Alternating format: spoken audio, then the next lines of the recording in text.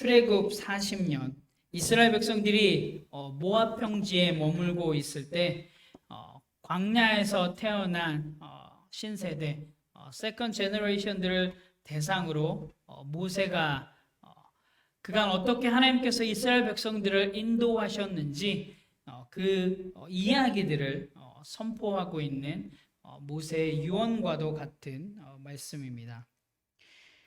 가나안을 들어가기 직전 정말 하나님의 그 능력들을 눈으로 보고 직접 경험했던 그 모세가 다음 세대들에게 하고 있는 마지막 유언과 같은 설교입니다.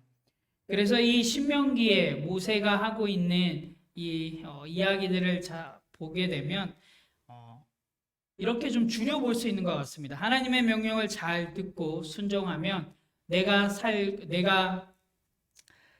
살게 되고 그리고 내가 약속한 그 땅에 들어가서 오랫동안 복을 받을 것이다 라고 아마 내용을 좀 요약할 수 있을 것 같습니다. 모세는 말씀을 선포하면서 하나님의 명령에 순종하면 복이고 하나님의 명령에 불순종하면 저주와 멸망을 가져올 것이라고 분명히 경고하고 있습니다.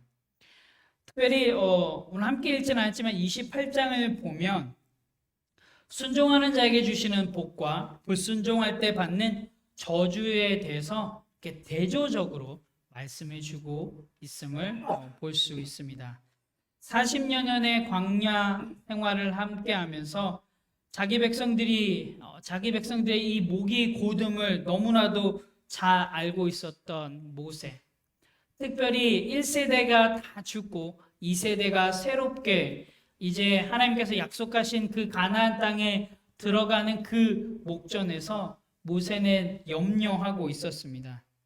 이스라엘이 가나안에 들어가면 얼마 되지 않아서 하나님을 떠나 우상 숭배를 하며 그래서 하나님의 마음을 아프시게 할 거라는 모세 나름대로 이스라엘 백성들의 미래를 미리 내다보았던 것 같습니다. 그래서 모세는 이렇게 경고하고 있는 것이죠. 하나님이 너희를 그 땅으로 인도하여 들이신 것은 너희가 의롭거나 너희 마음이 정직하기 때문이 아니라 가나안 사람들이 악하기 때문에 그들을 너희 앞에서 쫓아내신 것이다. 그 땅을 너희에게 주신 것은 너희 조상 아브라함과 이삭과 야곱에게 하신 맹세를 이루기 위함이니 교만하지 말라라고 모세는 이스라엘 백성들에게 경고하였습니다. 모세가 앞서 예언한 것처럼 이스라엘 백성들은 가나안에 들어가서 살 때 하나님을 잊어버리고 배반하고 또한 그곳의 우상들을 섬기게 될 것입니다. 그리고 우리가 성경을 통해서 그렇게 되었던 것도 알고 있고요. 그리고 하나님은 이런 백성을 향해서 징계하시고 각종 질병을 재앙으로 내리실 것이고 이방 민족들에게 괴롭힘을 당하게 하실 것이며 결국에는 땅을 빼앗기고 포로가 되어 만민 중에 흩어질 것이다 라고 모세는 28장에서 이렇게 이야기를 하고 있었습니다. 그런데 이스라엘 백성들이 이렇게 저주만 징계만 받는 게 아니라 그들이 잘못을 깨닫고 하나님께 돌아오면 모세는 회복의 길 또한 하나님께서 열어놓고 계시다라는 것을 이야기해 주고 있습니다. 우리 한번 오늘 함께 읽었던 신명기 30장 1절에서 3절 말씀을 함께 읽도록 하겠습니다. 함께 읽겠습니다. 내가 내게 진술한 모든 복과 저주가 내게 임함으로 내가 내 하나님 여호와로부터 쫓겨간 모든 나라 가운데서 이 일이 마음에서 기억이 나거든 너와 내 자손이 내 하나님 여호와께로 돌아와 내가 오늘 내게 명령한 것을 온전히 따라 마음을 다하고 뜻을 다하여 여호와의 말씀을 청종하며 내 하나님 여호와께서 마음을 돌이키시고 너를 긍휼히 여기사 포로에서 돌아오게 하시되 내 하나님 여호와께서 흩으신 그 모든 백성 중에서 너를 모으시리니. 아멘. 오늘 이 신명기 30장 이 본문의 주제는 돌아옴이라고 이야기할 수 있습니다. 이 돌아옴은 이 신명기 전체에서 강조하고 있는 중요한 명령 중에 하나입니다. 하나님께로 돌아오라. 그러면 하나님께서 너희를 긍휼히 여기실 것이고, 그리고 이 땅으로 다시 돌아오게 하실 것이며, 너희 조상들을 기뻐하신 것처럼 너희를 기뻐하여 너에게 복을 주시리라 라고 약속하셨습니다. 물론 돌아옴은 신명기 이 서에서 중요한 주제이기도 하지만 많은 성경에서 이 돌아옴은 중요한 주제이기도 합니다. 하나님의 언약을 깨뜨리고 이방신을 섬기며 하나님을 떠나 이스라엘을 심판하여서 아수르와 바벨론에게 정복당하게 하십니다. 하나님은 심판에 앞서서 많은 선지자들을 북이스라엘에게도 보내고 남유다에게도 보내셔서 경고하시죠. 뭐라고 경고하시나요? 돌아오라고 하나님께서는 경고하셨습니다. 하지만 이스라엘 백성들은 그 하나님의 돌아오라고 하는 그 경고에도 불구하고 계속적으로 하나님의 언약을 어겼고 또 하나님의 그 말씀을 선지자들을 통한 그 하나님의 말씀들을 무시해서 결국 우리가 잘 알다시피 멸망으로 향하였습니다. 예수님께서 이 땅에 오심도 결국에는 돌아오심입니다.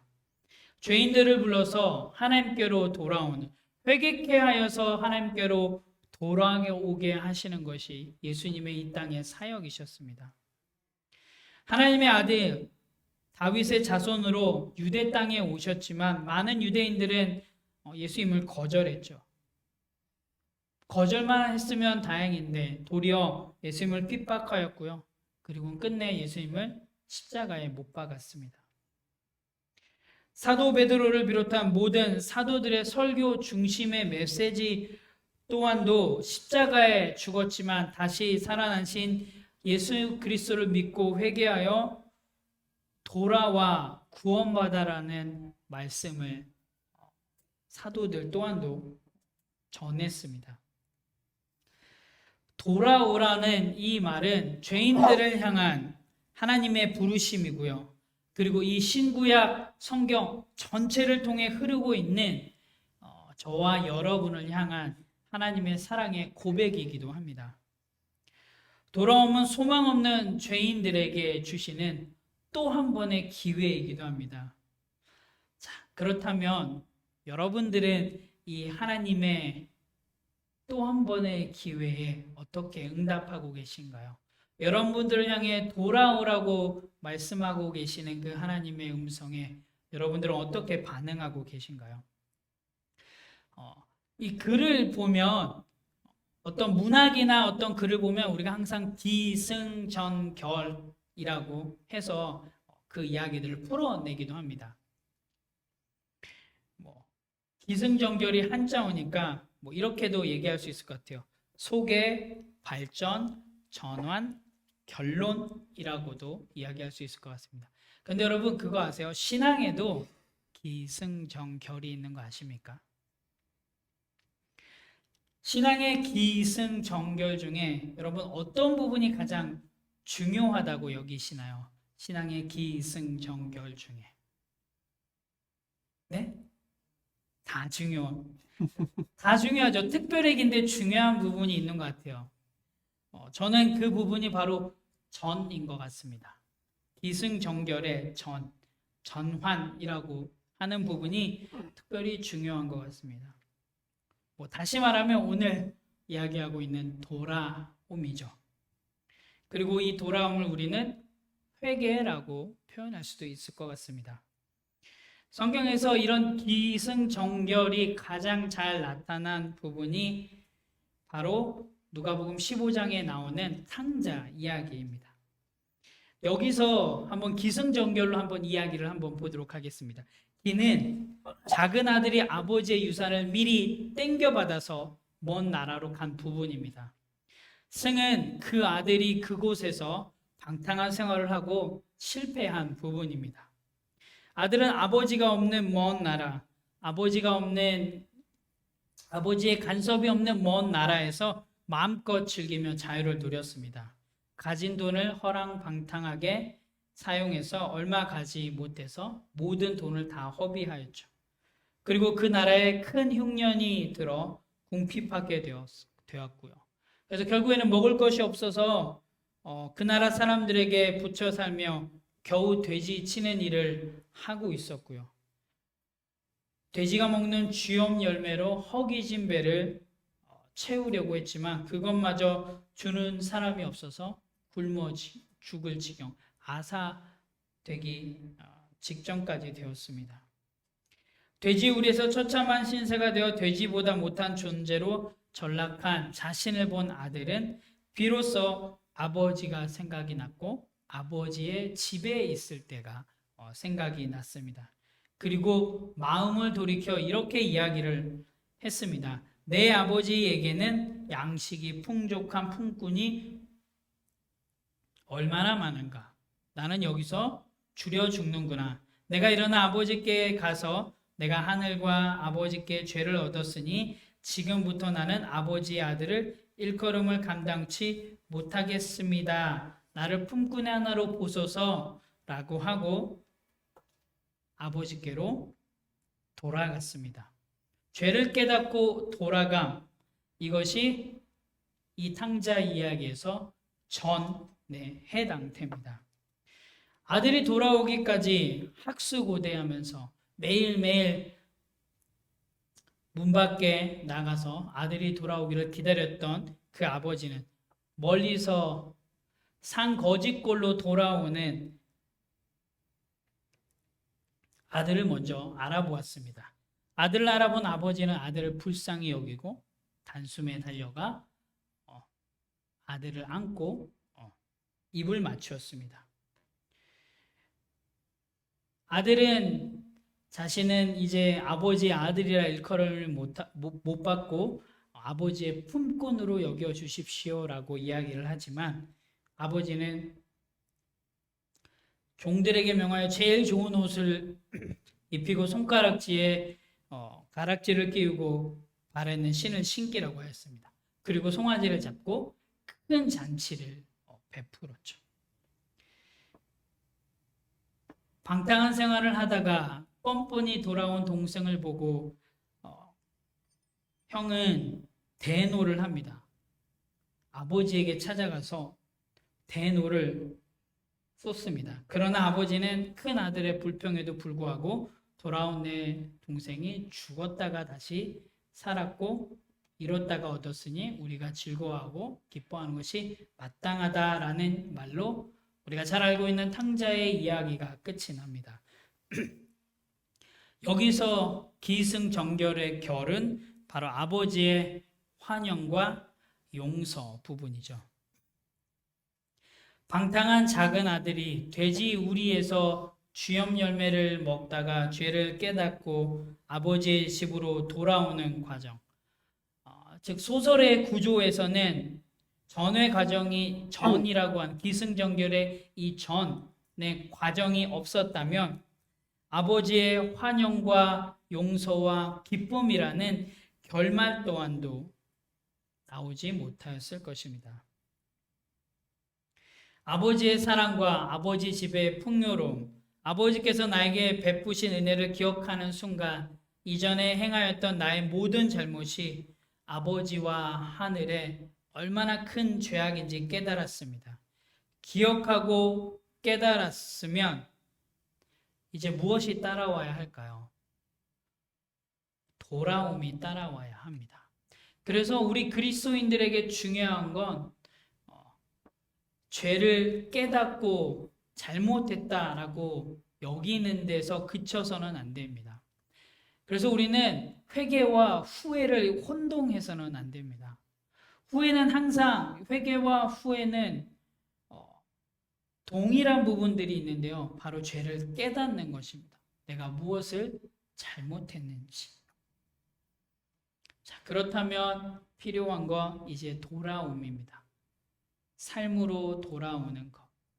그 삶이 돌아오지 않으면 결국에는 결이 따라오지 않습니다. 우리 신앙생활에서도 동일합니다. 여러분, 죄를 깨달았으면 이제 돌이키셔야 됩니다. turn around. 그래야지만 하나님께서 준비하고 계시는 용서와 기쁨들이 저와 여러분들을 기다리고 있습니다. 모세의 예언대로 이스라엘 백성들은 우리가 잘 알다시피 이방날에 포로가 되어서 그곳에서 비참한 생활들을 하게 됩니다. 하지만 하나님께서는 그런 비참한 생활 속에서도 자신들의 죄가 무엇이며 하나님의 명령이 무엇이는지 기억나게 하실 겁니다. 모세는 계속 이야기합니다. 이 일이 내 마음에서 기억나거든. 그들이 남의 나라에 포로가 되어 끌려가 있을 때 하나님의 말씀이 생각나거든. 이제 하나님께로 돌이키라고 이야기를 합니다. 그럴 때 하나님께서는 다시금 회복시키실 것이다 라고 모세가 이야기를 하고 있습니다. 아니, 회복시키는 게 아니라 더 번성하게 하실 것이다. 너희 조상들보다 더 번성하게 하실 것이다 라고 모세는 오늘 본문에 이야기하고 있습니다. 마음을 하나님 앞에 돌이키는 것, 회개, 이 회개가 꼭 필요합니다. 돌아옴과 돌아섬이 없는 현재의 삶, 나중심의 삶, 하나님과 상관없는 지금의 방식을 고집한다면 우리는 결국에는 하나님의 은혜를 기대할 수가 없습니다. 물론 그 길은 그리 쉽지만은 않은 길입니다. 그래서 성경은 그 길을 좁은 길이라고 이야기를 하죠. 세상적인 관점으로 본다면 사실은 절대로 편하지도 않고요. 절대로 재미있지도 않은 길입니다. 그런데요, 그 길의 끝은 여러분들이 경험하고 있듯이 참 행복합니다. 그리고 그 결과는 생명입니다. 예수님을 믿는다고 하지만 변화가 없는 것은 돌아옴이라는 이 기승전결의 전환의 과정이 없기 때문입니다. 예수님을 믿고 싶으나 믿어지지 않는 것은 솔직히 이야기를 한다 그러면 이 전환이 두렵기 때문입니다. 이 전환 때문에 생기게 되는 세상과의 단절, 지금까지 쌓아왔던 그런 모든 관계 속에서의 단절과 고립됨, 그리고 그 속에서 잃게 되는 것에 대한 두려움 때문에 돌아서지 못하는 사람들이 참 많습니다. 그런데 성경에서는 어떻게 이야기하나요? 잃어야 얻고요, 죽어야 산다고 하는데 그 결단이 참 어렵습니다. 자기를 부인하고 자기를 해체하는 과정을 통과해야 되는데 그렇게 되면 자기 존재가 없어질 것만 같은 두려움이 생깁니다. 그것이 두려운 사람은 아무리 오래 교회를 다녀도 10년, 20년, 30년, 40년 평생을 교회에 다녔다 할지라도 평생을 주일을 한 번도 빠진 적이 없다 할지라도 예수님이 나의 구세주로 믿어지기가 어렵습니다. 하나님을 향한 삶의 전환, 사고의 전환은 신앙생활에 큰 변화를 가져옵니다. 돌아섬이 없는 참신앙은 여러분 불가능합니다. 흔히 개종이라는 말을 사용하긴 하는데요. 단순히 종교를, 내 종교가 예전에는 불교였는데 기독교로 바꿨다라는 것이 하나님께로 돌아왔다라고 하는 표현이 아닙니다. 전에 하나님을 몰랐을 때 하나님 두려운 줄 모르고 살아갔던 삶의 방식을 떠나 하나님 앞에 벌거벗은 모습으로 숨김없이 살아가는 새로운 삶의 자세, 그 자세를 갖게 되는 것이 우리가 성경에서 얘기하는 돌아옴입니다. 그리고 그것이 진정한 개종입니다.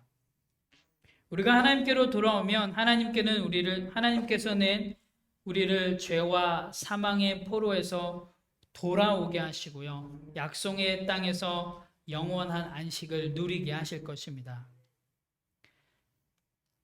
우리가 함께 보는 신명기 30장에서는 분명히 이야기해 주고 있습니다.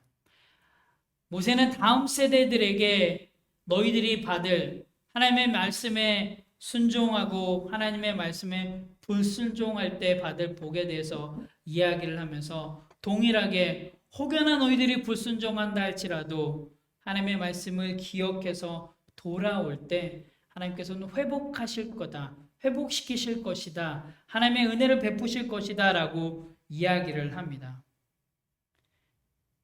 여러분, 이제 선택은 우리들의 몫입니다. 어느 쪽을 선택해야지만 될까요? 어느 쪽을 선택해야 정말로 하나님의 생명을 얻고 하나님의 은혜를 경험하는 삶을 살아갈까요? 우리가 잘 알다시피 사실 결말은 분명합니다. 그런데 이스라엘 백성들은 뻔한 결론임에도 불구하고 하나님을 잊고 그 말씀을 떠나 하나님보다는 다른 이방신들을 더 사랑했고요. 세상의 죄와 사망의 포로가 되어 고민하고 씨름했습니다. 그런데 이건 이스라엘 백성들의 모습뿐만 아니라 우리들의 모습이기도 합니다. 그런데 성경은 단순히 그래 너 하나님을 떠났으니까 야 이제 너희들의 죄값을 치러야 돼 라고만 이야기하지 않습니다. 돌아오라고 이야기를 합니다. 돌아와라.